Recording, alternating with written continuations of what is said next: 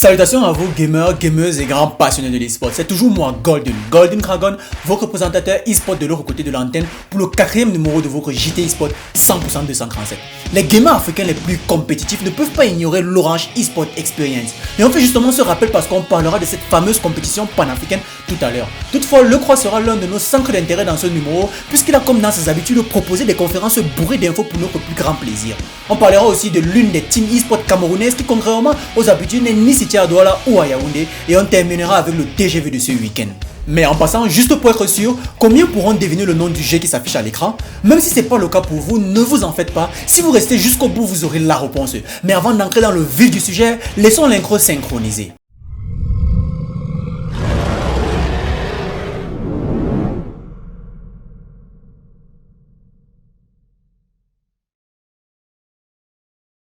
Depuis quelques mois déjà, la Légion du TGH est bien déterminée à répondre présent à cette nouvelle appel de masse déclenché par l'approche imminente de l'Orange eSport Experience. Appel de masse qui a pour objectif de rassembler les plus grands gamers à travers l'Afrique en miniature pour choisir le gamer prêt à défendre les couleurs de notre pays lors de la grande finale. Et ça tombe bien parce que des Zlatan à Dr Stone en passant par Wang Fao ou même encore Kidomaru, sans oublier de mentionner Emma, on peut dire sans crainte que le TGH, comme d'autres structures e-sport d'ailleurs, est déterminé à mettre en place toutes les ressources nécessaires pour proposer par le biais de ces gamers une prestation XXL. La compétition s'annonce électrique en tout cas. Mais concrètement, c'est quoi l'Orange eSport Experience? L'Orange eSport Experience est une compétition continentale qui a pour but de mettre les différents champions d'Afrique sur le feu des projecteurs dans tous les pays Orange en Afrique. Le format par contre est très simple. Des classifications locales, d'abord régionales puis nationales, permettent de sélectionner le meilleur joueur du pays dans sa discipline et lui donner l'occasion de compétir pour le titre de champion d'Afrique.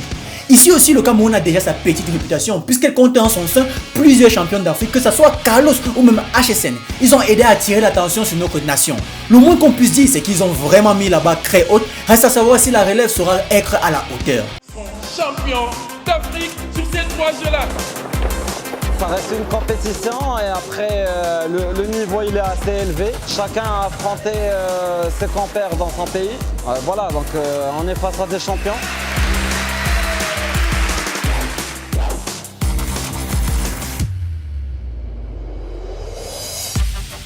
Nous et les athlètes sont les mêmes. Concentration, les efforts physiques, les efforts mentaux. Les jeux vidéo se basent sur les détails. Tu maîtrises bien les détails, tu seras un grand joueur. Le plus important, c'est le mental. Peu importe le niveau de ton adversaire, qu'il soit le champion, ton adversaire, il n'est jamais plus fort que toi. Le mental.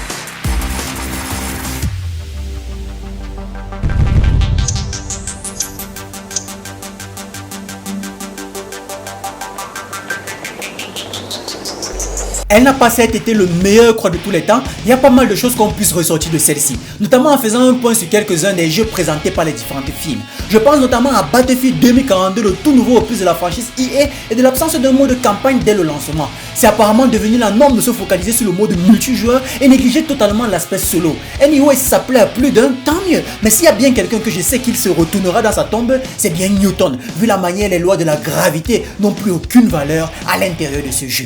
Il est aussi important de noter que Gearbox Software travaille d'arrache-pied pour nous proposer dans les mois à venir du contenu haut de gamme comme le démontrent les annonces faites sur un spin-off basé sur l'un des persos de la franchise Borderlands, Tiny Tina's Wonderland, ou encore sur ce jeu qu'on pensait sortir avec la PS5, Godfall. Et aussi du nouveau comme le jeu Tribes of Midgard, un jeu de stratégie vraiment bluffant, ou encore l'annonce du film de Borderlands pour le plus grand plaisir des fans de la franchise. Xbox n'a pas lésigné sur les exclus cette fois-ci, mais on s'intéressera juste à quelques-uns. Et parmi elles, on retrouve un Halo Infinity avec un mode multijoueur quasi identique à celui de Destiny 2, je trouve, contenant aussi des Game Pass comme la plupart des jeux multijoueurs aujourd'hui. Il y a aussi le trailer de Forza Horizon 5 qui nous a beaucoup ému. Le jeu a su faire parler de lui, il est de retour, mais cette fois-ci dans la ville de Mexico. Square Enix de son côté n'a pas beaucoup d'heures de sommeil. Proposer toujours autant de contenu de qualité n'est pas donné même au plus grand studio de développement. Les annonces des jeux comme Marvel's Guardian of the Galaxy ou encore Life is Strange Color n'a pas pu déplaire aux amateurs de jeux d'aventure. Nintendo quant à lui a répondu aux attentes avec le très attendu Breath of the Wild 2 et sa bande-annonce révélateur de bien des surprises. Mais que ce soit au niveau de Somerville, ce jeu de plateforme qui intéressera certainement quelqu'un qui a déjà goûté à Inside, Hollow Knight, Unravel, Hades, Dead Cells, Brothers ou n'importe quel autre jeu cité ou pas, le Croix a encore une fois de plus marqué le coup, ce qui fait bien sûr plaisir. Une ville camerounaise autre que Yaoundé Douala.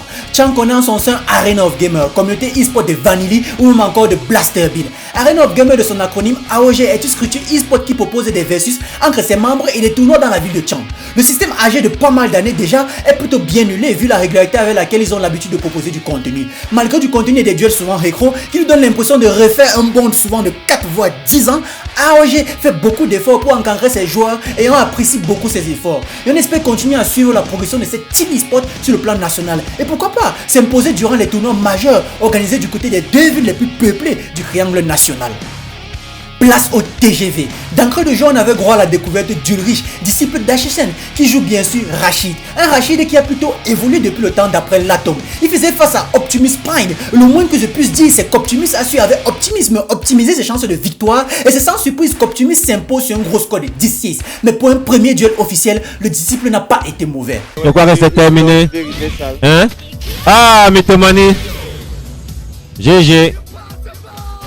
Le match était magnifique quand même à voir. Je dirais que les discours, que ça soit d'Angoku Sama ou bien de Lok Nash, ont rendu le TGV vraiment passionnant. Nash qui gagne des Uriens sans même les affronter, ou encore Angoku qui se prend pour un dieu de la destruction. On aurait vu de toutes les couleurs ce week-end. Le combat était épique et c'est sur un score de 18 que Angoku a démontré à celui qui parle plus qu'il ne joue qu'il n'était pas encore prêt d'arrêter de perdre contre lui. C'est sur ce match plutôt intéressant que la fusion Download et Goku s'est auto-proclamé numéro 1 de la 3e division Street Fighter V au Cameroun. À voir à l'avenir si certains viendront contester ses propos. Ou pas. C'est très chaud pour rien. Oh, il n'a pas confirmé. Il peut le mettre dans une situation incroyablement difficile. Falk, voilà Falk. Oh, c'est terminé. Mais bon, il a montré que les Uriens ne sont pas morts. Il a montré que Minus n'a pas eu raison de dire qu'il tape tous les Uriens. Il doit encore aller travailler. Il a dit qu'il avait arrêté de perdre.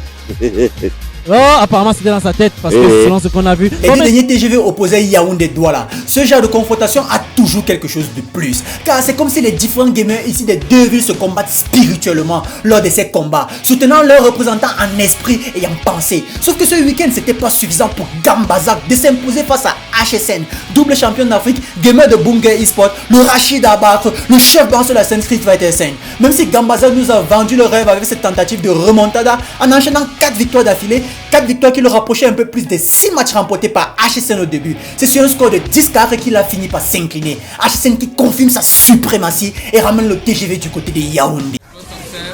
Aucune prise de risque. Oh, l'optimisation. Celui qui a confirmé ici son statut. Très bien joué du côté du champion d'Afrique. HSN. Du côté de Fighter Z, c'était assez inquiétant comme affiche. Best Blanca of Africa Street Fighter 4 dit BBA voulait essayer de tenir tête au champion en titre du dernier Love. Lui, j'ai dit essayer parce que tout ce qu'il a réussi à faire, c'est cadoter une victoire TGV à Yaoundé. Kevankov qui applique l'une des plus grandes écarts de score qu'on pourrait voir dans un TGV, une différence de 9 matchs par loin du beignet, digne d'un champion, digne d'un guerrier, digne d'un numéro 1. Au moins ce Cabrel a pu se débénétiser, c'est déjà ça. Mais bon, il n'y a pas grand chose à dire. Kevankov a juste fait son Kevankov. Phantom Kameka. Oh là là, c'est même de la rigolade en fait. Il aurait pu en finir, mais il a profité, il l'a piégé encore carrément dans les airs. Eh oui. Ori and the Blind Forest, c'est le nom du jeu qui était affiché au début. Ori est un jeu de plateforme de réflexion en 2D édité par Microsoft, sorti en 2015 sur Xbox One, Windows et même Nintendo Switch. Une Definitive Edition avec plus de contenu sort plus tard qui offre encore plus de dynamisme au gameplay. Le joueur incarne Ori dans la forêt de Nibel, forêt qu'il doit sauver et pour ça il devrait trouver des objets qui pourront l'aider à progresser. Le jeu a très bien été reçu de la part des gamers, surtout grâce au centre et au scénario accrochant qu'a pu nous créer Moon Studio. Les amateurs de jeux de réflexion savent très bien de quoi je parle et pour ceux qui n'ont jamais joué à ce style de jeu, je vous le conseille vivement, vous n'allez pas le regretter. Et bien c'était tout pour aujourd'hui et on se dit à très bientôt pour un nouveau numéro de votre journal eSport. Et pour s'assurer de ne pas justement manquer ce prochain numéro, n'hésitez pas à vous abonner, likez si vous avez aimé, commentez si vous avez des retours et n'oubliez pas, le génie désigne l'homme qui vit un cran au-dessus de la folie. C'était la team TGH Legion et son correspondant depuis Winrook, Golden D. Ciao.